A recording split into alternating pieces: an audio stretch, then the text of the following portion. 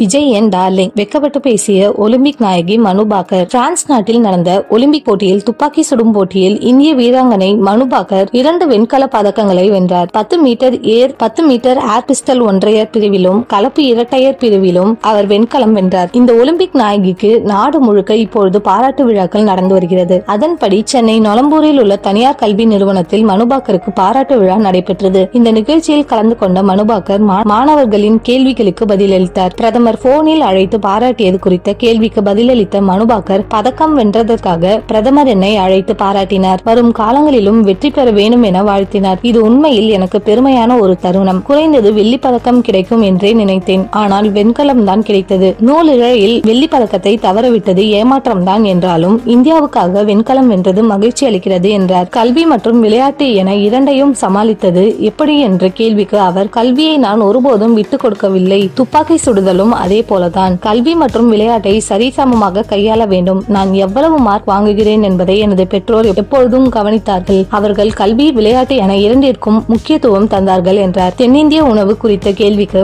எனக்கு பொங்கல் மிகவும் பிடிக்கும். அம்மா வீட்டில் தோசை சுடுவார், அது ரொம்பவே பிடிக்கும் என்றார். மேலும் தமிழக முதல்வர் ஸ்டாலினை தெரியுமா என்ற கேள்விக்கு தெரியாது என்று பதிலளித்த அவர், அதே போல தமிழக செஸ் வீரர் பிரக்ஞானந்தாவை தெரியுமா என்ற கேள்விக்கு நன்றாக தெரியும். சமீபத்தில் தான் அவரை பார்த்து பேசினேன் என்றார். தொடர்ந்து நடிகர் விஜயை தெரியுமா என்ற கேள்விக்கு, ஓ விஜயை தெரியும், அவர் டார்லிங் என்று வெக்கத்துடன் பதிலளித்தார். அவரது இந்த கியூட் ரியாக்ஷன் இணையத்தில் இப்பொழுது வேகமாக பரவி வருகிறது. மேலும் இந்த நிகழ்ச்சியில் அவர் பாட்டு பாடியும் மாணவர்களுடன் டான்ஸ் ஆடியும் அசத்தினார்.